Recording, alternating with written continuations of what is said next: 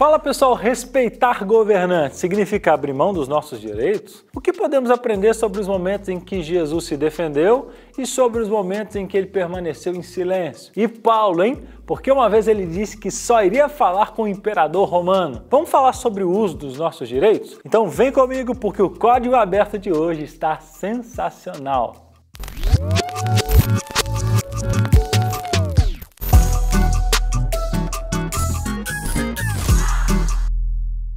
No século XVII, um grupo vibrante de cristãos decidiu criar algo extraordinário na América do Norte, uma comunidade onde a liberdade religiosa não era apenas um sonho, mas uma realidade. Em 1631, os puritanos, buscando refúgio da perseguição religiosa, estabeleceram colônias prósperas em Massachusetts, ao longo da costa da Nova Inglaterra. Imagine um lugar onde todos são bem-vindos, independente da sua fé. Bom, os pioneiros puritanos sonhavam em formar um novo Israel, mas Roger Williams, um verdadeiro visionário que levou isso a sério, foi banido por suas crenças ousadas em separar a igreja e Estado. Então Williams fundou a incrível colônia de Rhode Island.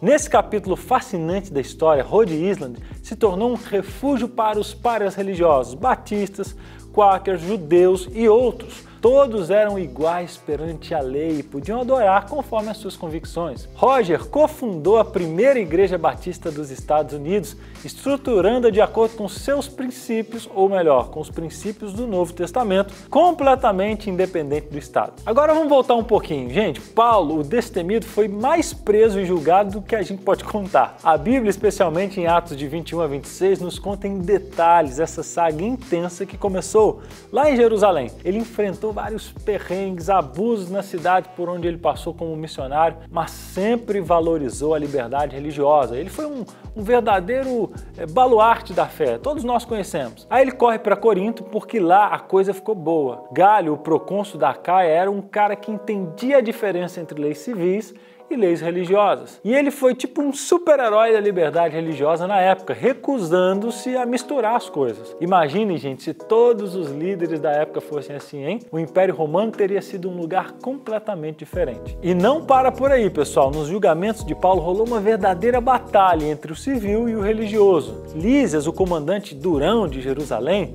testemunhou que as acusações contra Paulo não eram tão sérias assim. E o governador Festo, em um papo com o rei Agripa, revelou que as brigas eram mais sobre religião do que crimes pesados. Paulo, um advogado da fé, deu um show na sua defesa. Ele bateu na tecla que os magistrados civis deveriam cuidar dos assuntos civis e não dos religiosos. E ele disse, se eu fiz alguma coisa errada, tô pronto para encarar as consequências. Gente, o homem sabia se defender. E aí vem o plot twist. Festo reconheceu que Paulo era gente boa, dizendo que não tinha nada que merecesse a morte dele. Até Agripa deu seu veredito. Gente, ele não fez nada que justificasse cadeia. Todo mundo entendia isso. E olha só, se Paulo não tivesse apelado para César, os caras até consideravam soltá-lo. Então imagina só, Paulo não era só um apóstolo, mas também um cidadão romano. E sabe o que isso significava? Proteções, privilégios e uma linha direta com César, o chefão de Roma. Nessa jornada, Paulo não ficou só na defesa dos próprios interesses não, viu? Você lembra do que rolou lá em Filipos, quando ele e Silas foram espancados e presos só porque estavam fazendo a obra de Deus? Ao invés de exigir direitos na hora, Paulo foi além. Ele ficou na dele, cantou uns hinos na prisão e até escolheu permanecer lá quando um terremoto abriu as portas da prisão. Lembra disso? A reação de Paulo foi tão incrível que até o guarda da prisão e a família dele se converteram naquela mesma noite. Eita, que reviravolta, hein? Mas calma, gente, o negócio não para por aí. Paulo sabia equilibrar as coisas. Em outras situações, ele reivindicou seus direitos como cidadão romano. Quando pediram para ele sair de fininho, Paulo disse, só se os magistrados falarem comigo, né?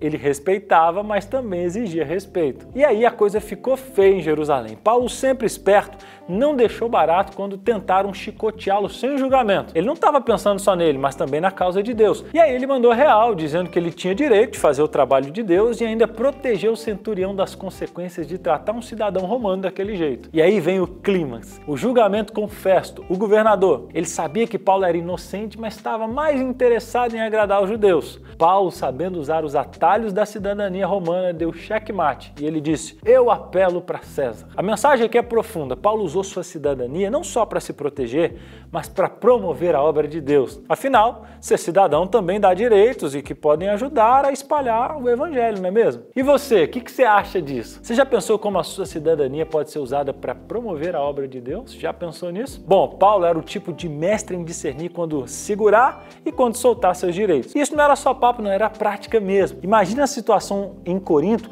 onde o pessoal começou a duvidar das intenções dele. Achavam que ele estava pregando por dinheiro, lembra disso? Mas Paulo sabia que só falar não ia resolver. Então ele resolveu não pedir ajuda financeira à igreja, evitando qualquer boato falso que atrapalhasse o evangelho de Cristo. E olha a moral, ele não só deixou de pedir ajuda, mas ainda pediu para todo mundo seguir o exemplo dele. Paulo era diferenciado, priorizar o bem dos outros acima dos próprios direitos, era isso que ele tentou fazer, sabe? E em outro episódio ele bateu na tecla de não comer comida oferecida a ídolos, mesmo sabendo que esses ídolos não tinham poder. Sabe por que ele fez isso? Porque ele não queria confundir os irmãos, especialmente os novos na fé. O negócio dele era valorizar direitos, mas sempre colocando a salvação das pessoas em primeiro lugar.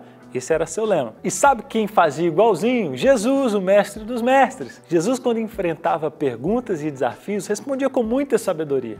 João 5 registra que ele defendeu firmemente a obra divina, mas quando chegou o julgamento ele percebeu que aquela galera só estava querendo confusão e eles não estavam prontos para ouvir a verdade. A gente pode aprender muito com esses exemplos, né? Afinal de contas, Jesus e Paulo sabiam discernir quando se posicionar e quando ficar na deles, tudo em prol da missão de Deus. E você já pensou nisso? O que a submissão e a defesa de Paulo e Jesus nos ensinam sobre como viver a vontade de Deus? Conta aqui nos comentários e se inscrevam aqui para não perder o próximo episódio dessa saga, gente, que tá incrível. Até semana que vem, no seu Código Aberto.